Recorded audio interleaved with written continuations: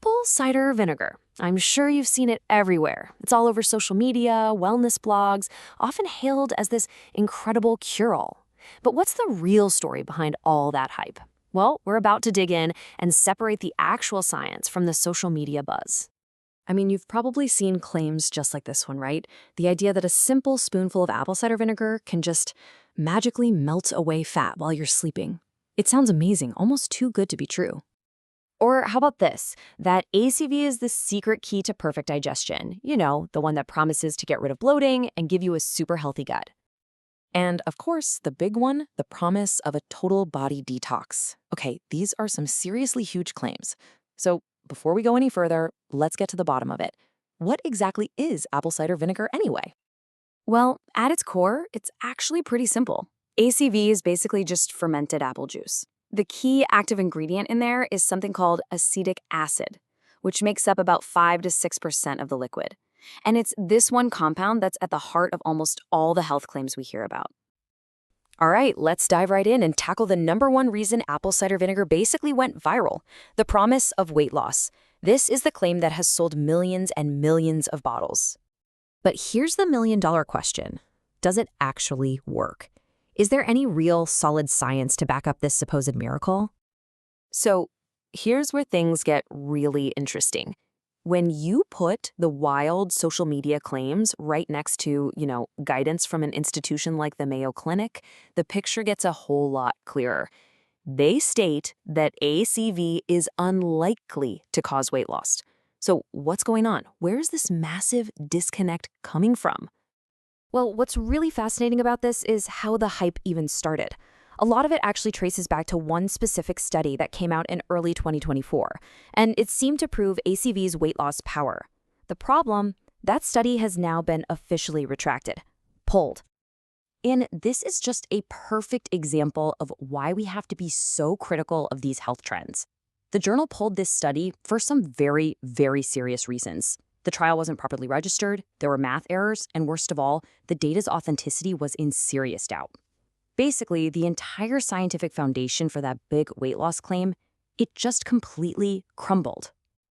Okay, so if it's not some weight loss miracle, what about all the other things we hear about? Let's take a look at the science behind its effects on, say, digestion and blood sugar. Now, to be fair, it's not all a myth. There is some early research that suggests ACV might have some uses. For example, some studies show it could help moderate blood sugar spikes after you eat. It also has antimicrobial properties that could fight off nasty bacteria like E. coli. But, and this is a huge but, it's so important to remember these are areas still being investigated. They are not proven facts. And when it comes to digestion, the story gets, it gets a lot more complicated. And this is absolutely critical. For some people, ACV can do the exact opposite of what's claimed.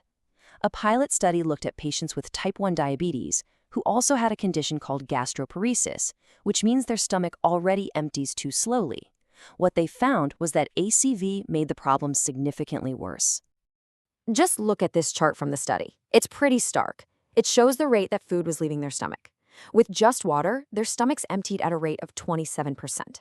But when they had ACV, that rate dropped all the way down to 17%. So for this group, the ACV was literally trapping food in their stomach for longer, which can be really dangerous and totally disrupt their blood sugar management. And that brings us to a part of the story that gets ignored way too often in all the hype. The very real and sometimes serious risks of consuming a highly acidic substance. I mean, this quote is pretty shocking, isn't it? It comes from a review of harmful liquids that children accidentally swallowed.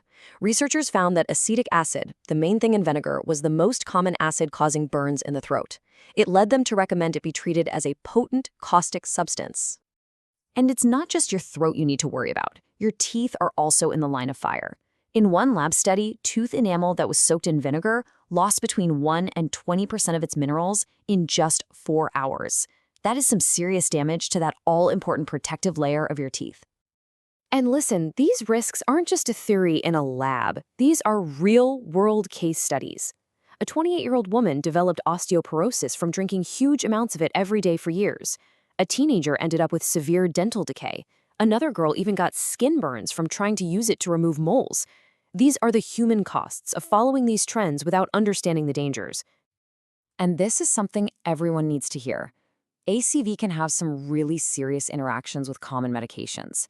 If you're taking insulin for diabetes, or a heart medication like digoxin, or even certain water pills, mixing them with a lot of vinegar could cause your potassium or blood sugar to drop to dangerously low levels.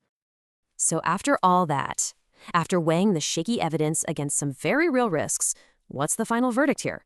To drink or not to drink? Look, the takeaway here is pretty clear. Apple cider vinegar is not a miracle cure, it's not a magic bullet for weight loss, and it absolutely comes with significant risks that, for a lot of people, are going to far outweigh any of its unproven benefits. Now, if you do choose to use it, please be smart about it. Health experts recommend limiting yourself to 1 or 2 tablespoons a day maximum, and you must always dilute it in water. Drinking it through a straw and rinsing your mouth out after can really help protect your teeth. And of course, if you have a condition like gastroparesis, it's best to just avoid it altogether. Which really leaves us with one final question to chew on. After all the hype in our constant search for health solutions, is a daily dose of acid really the answer? Or is it just another popular wellness trend, distracting us from the proven, sustainable habits that we know actually work? Definitely something to think about.